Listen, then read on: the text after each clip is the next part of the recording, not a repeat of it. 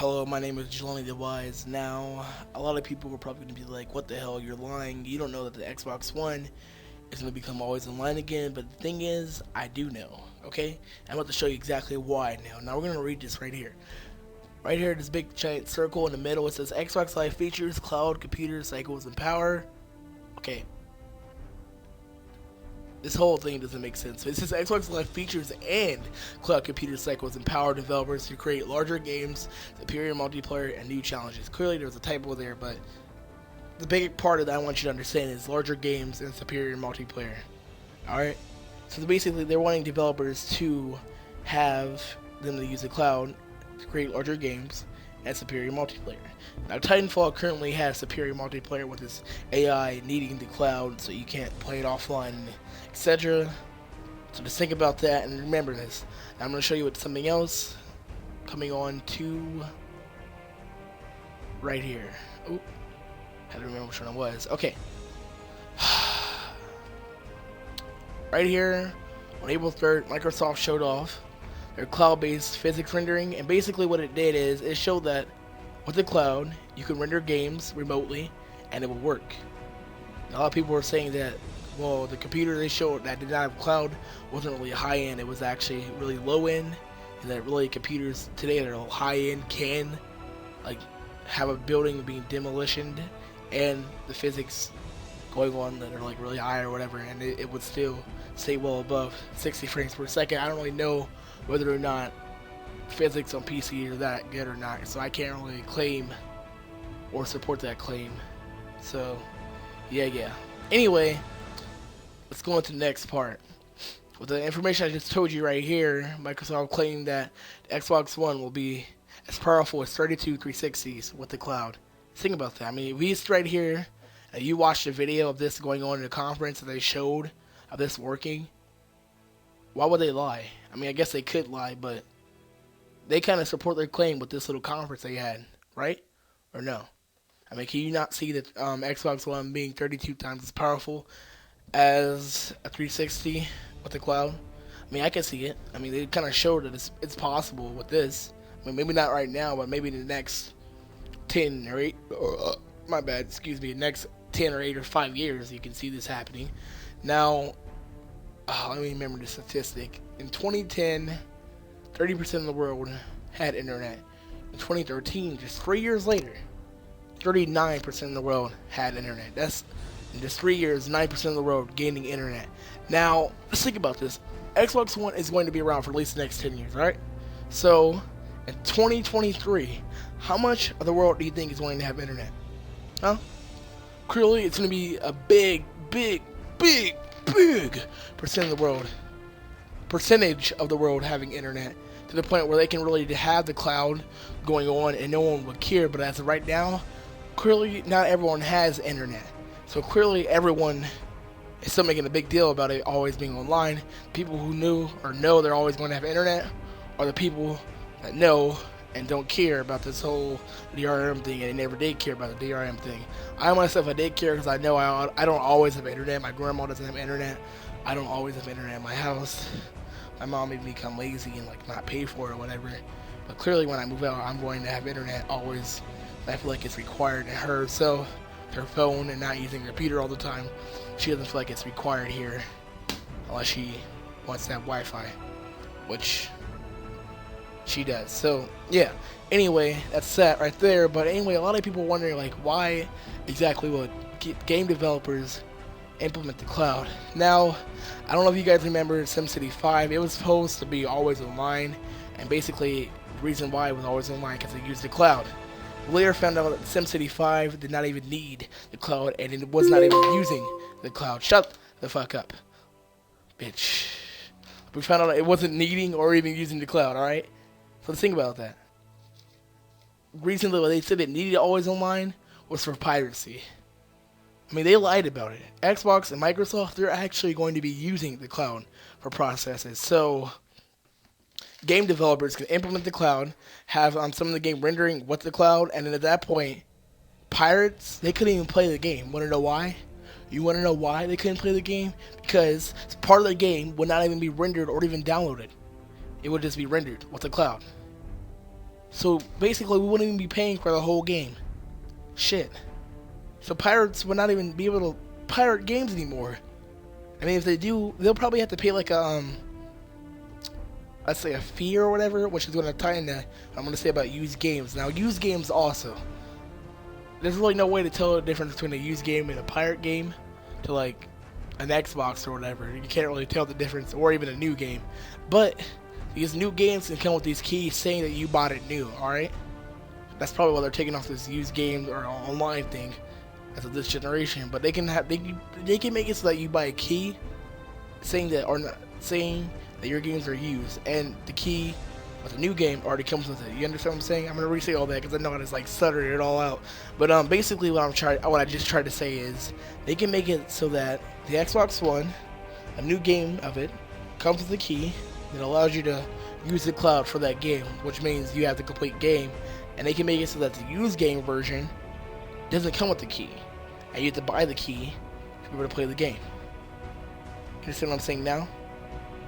And so that means that people who pirate would have to buy that used game key, or it may not even be available. They may not even be able to play it at all, which really renders everyone to a total fuck a tree. And I mean fuck a tree, like really fuck a tree, because like fuck a tree with this shit. Like Microsoft is basically all fucking us with a tree with this shit right now. They're doing it, and you can really tell that developers are going to really start using it. So we can see in the next 2 years, we seeing games coming out that are always online. Destiny will always be online. The Crew, which it seems like it could be a fucking offline game, is going to be always online. The Division, always online. A lot of these big name AAA games that are coming out in the next 2 or 3 years may be always online. So the Xbox One or the PlayStation 4 may not be always online. But who's saying that certain games won't always be online, even if it's not even needed? Okay. Does that make you happy? Because I don't think it doesn't really make me happy at all. Now, another thing is of it also being always online. They can make it so they have to pay monthly payments just to use the cloud for rendering your games. They can do that. I mean, you want to play your games, you're gonna pay for it. Because remember, gaming is not. I gotta repeat, it is not a need. It is a luxury. So they can make it so that you have to pay to use their cloud. They can make it like that. Alright?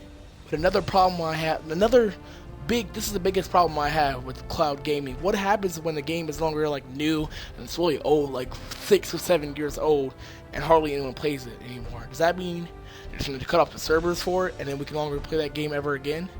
Because the rendering support is all now going? Or what? Like what's going to happen at that point? It'll virtually render every game that's old useless. I mean, like the antiquity, like, as an antique, you know, games can be antiques after they're like really old or whatever. Like at that point, games can no longer have like a value if they're old. It'll just be, oh, you got the box art and a disc, but you can't actually play it. I don't know about you, but I wouldn't pay for a Nintendo 3 or an NES game if it was like that. I wouldn't do that. I know a lot of people pay like $200, $300 for an NES game as of today. That's really insane. Just to think about all that. I mean, like, just think about all that. Just think about what I just told you. Microsoft, they can virtually render any game they want useless. So you may have paid $30 and you can't even play it. That fucks everyone over. And to be honest, like another claim or supporting claim I can make about this is GameStop. GameStop, they're not even focusing on video games anymore. They're not. They're not focusing on like the mobile market. By I mean mobile phones, iPads, tablets, etc. They're focusing on that now. Why would they be doing that? Because they know that they know where gaming is headed. They do. They know where gaming is headed. They do. They know where gaming is headed. And we don't yet. But gaming in general, game developers, the big overhead game developers know where it's heading. Big game stores know where it's heading. They all know where it's heading. We, as the consumer, we don't know where it's heading. We're not sure where it's heading, but they know where it's headed. They know, like the stores know that they're not going to be making as much money. The used games are not going to be, they're not going to work soon. By soon, I mean probably the next 4 years or whatever. I mean, they may make you pay a big ass price just to play or use games if it didn't come with a key or whatever to use their servers. I mean, that's just that right there. And people were saying, or you may be thinking right now that like that's just for Xbox and gaming for Windows, right? And it's not just for Xbox and gaming for Windows.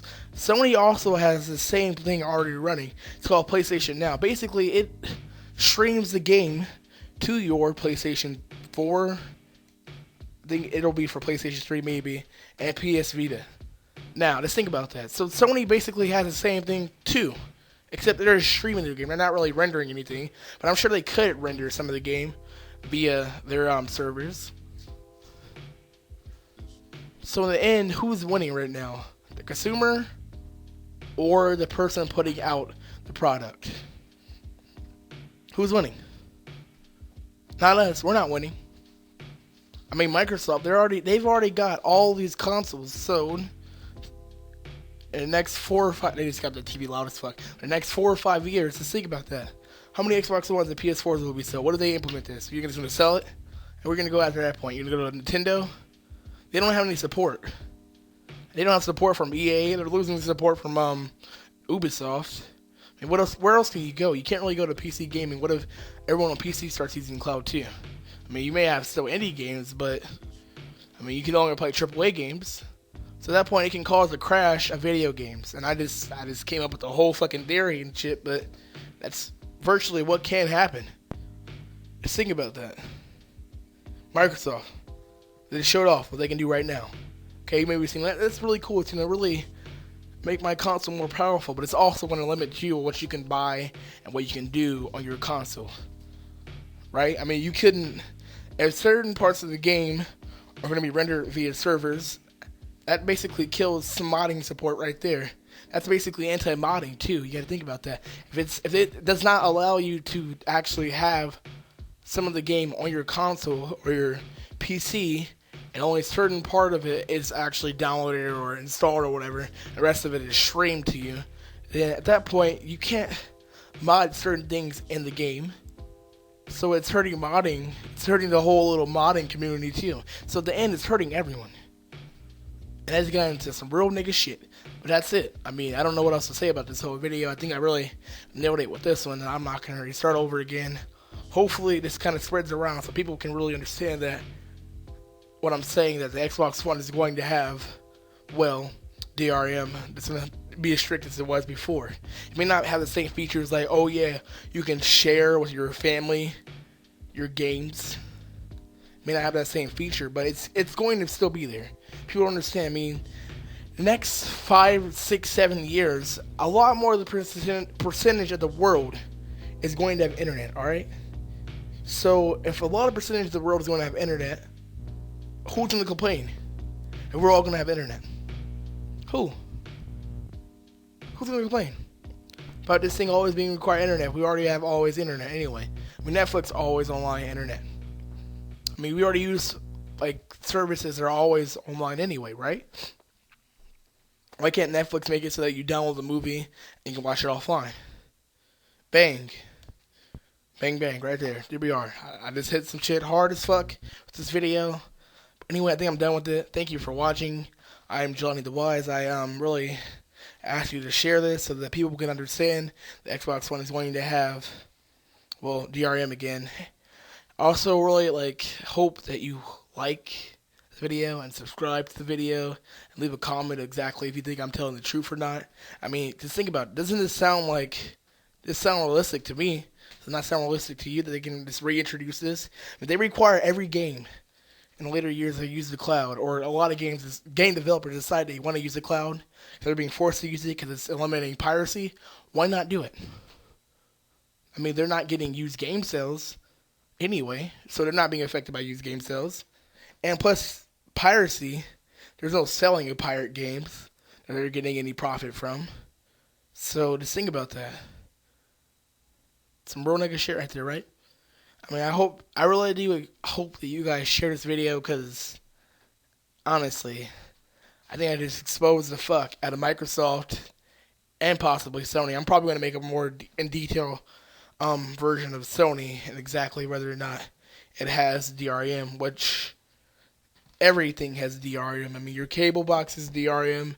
Your TV may possibly have DRM if it's a smart TV. I know that you can't hook up a HD PVR, watch Netflix, record that episode on Netflix, and then sell it to someone. You can't do that. Your 360 is DRM. Your laptop has DRM in a way that's really crackable, because they can't really monitor what the hell you do, unless we're NSA. But anyway, thank you for watching this video. I'm JalaniTheWise, and goodbye. Ooh, ah, ooh, ah, ooh, ah, ooh, ah, ooh, ah. 15 minutes. Oh, God. Ooh.